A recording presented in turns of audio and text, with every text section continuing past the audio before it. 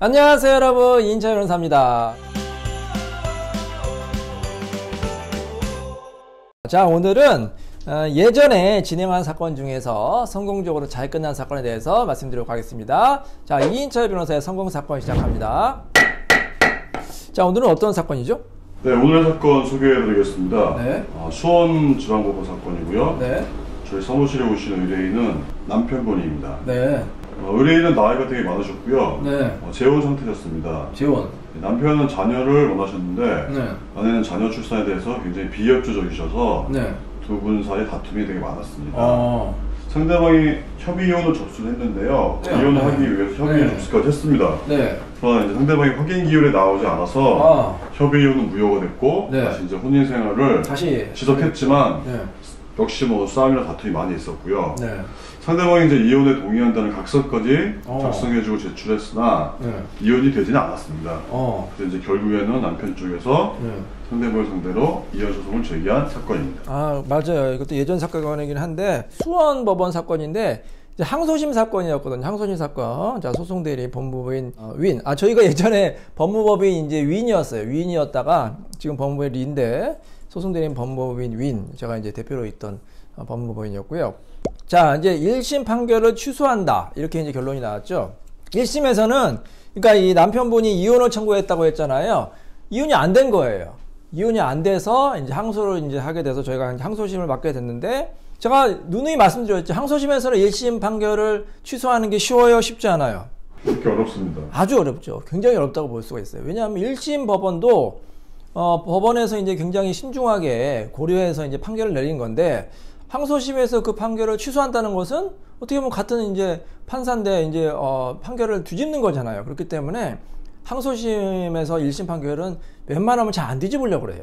그대로 유지하거나 아니면 이제 뭐 조금 이제 좀 뭐 수정을 하거나 아니면 조정을 하거나 이게 대부분인데 이렇게 1심 판결을 취소한다는 것은 굉장히 어려운 일이거든요. 근데 저희 사무실에서 이렇게 1심 판결을 취소한다. 그래서 항소심에서 어떻게 보면 승소했다고 볼 수가 있는 거죠. 1심 판결을 취소를 시키니까. 자, 근데 이 사건은 이제 아까 말씀하셨듯이 이 재혼이에요. 나이가 많은 재혼인데 근데 홍 이사 만약에 재혼하면 자녀를 또 갖고 싶어요? 그럼요, 가져야죠. 갖고 싶어요? 네. 네. 자, 근데 만약에 아내가 아이 갖는 걸 협조하지 않는다. 그럼 어떨 것 같아요?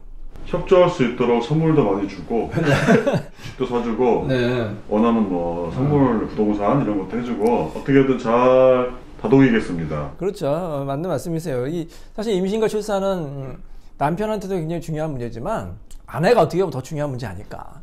그렇게 이제 우리 남자들은 이해를 해야 돼요. 좀 서운한 게 있지만 임신 출산은 남자가 하는 게 아니라 여자가 하는 거잖아요. 그래서 우리 여성분께서 결정권을 가는 게 맞다 그렇게 생각하지만 그래도 좀 남편분 입장에서 서운할 수 있지 않습니까? 그렇게 이제 또 결혼하면은 일반적으로 또 자녀를 갖는 게 일반적인 또 이제 또 관례니까 아무리 나이가 많고 재혼이라 하더라도 또 이제 아이를 갖고 싶을 수가 있잖아요. 그거는 또 갖고 싶다는 것은 그만큼 아내를 또 사랑한다는 또 어떻게 보면은 반증이에요. 아내를 사랑하니까 이제 그 아내와의 같이 이제 그 자녀를 원하는 거지.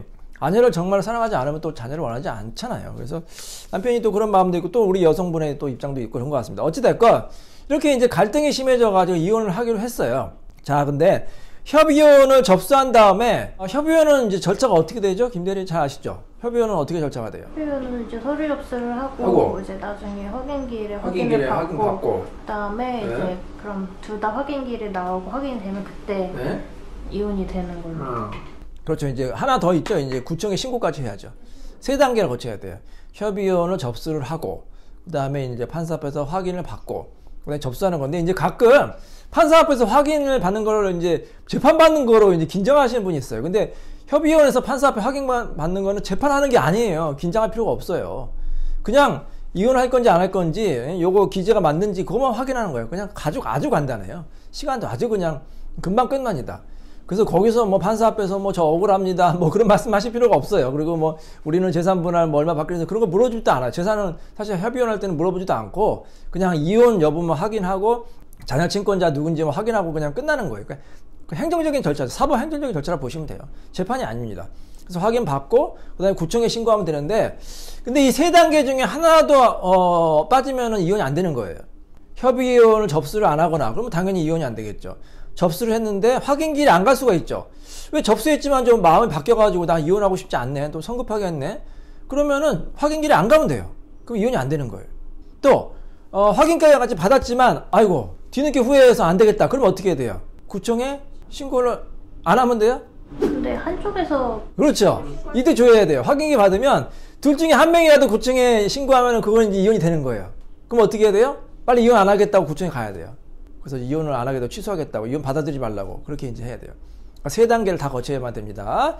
자, 근데 이 사건은 부부가 이혼하기로 해서 협의원까지 접수했는데 이제 아내가 마음이 바뀐 거예요. 뭐 성급했다, 이혼하고 싶지 않다, 뭐 그럴 수 있죠. 하지만 남편 입장에서는 또 어때요?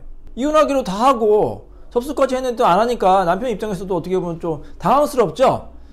그래서 어쨌든 근데 이혼 안 하기로 했으니까 이제 집에서 살았어요. 근데 이제 한번 이제 다툼이 커지고 이혼까지 생각하면 다시 재결합하는 게 쉽지 않거든요. 그래서 또 이제 싸운 거예요.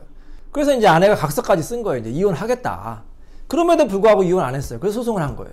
근데 이제 1심에서는 이제 아마도 뭐 저희가 1심 맡은 건 아니니까 자세하게 모르겠지만 이제 법원에서는 뭐 성급하게 이혼 신청한 거다. 그래서 아내가 특별히 잘못이 없으니까 이혼하지 말라 이렇게 판결 내렸는데 이 남편은 이제 너무 살기 힘들다. 꼭 이혼하고 싶다. 그래서 찾아오신 거예요.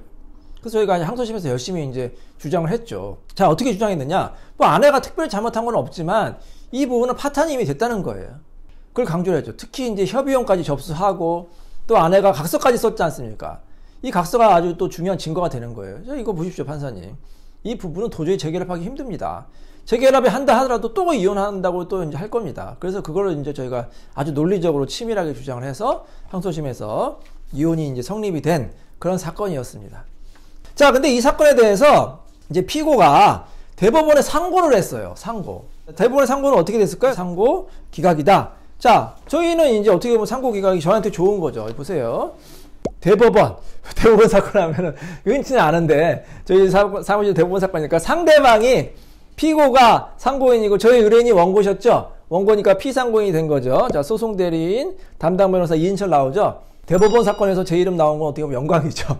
대법원 사건은 이게 기록이 연구 보존되지 않습니까? 거의 연구 보존되는데 대법원 사건에서 담당 변호사 이인철이 나온 거는 참 영광인데 상고를 기각한다.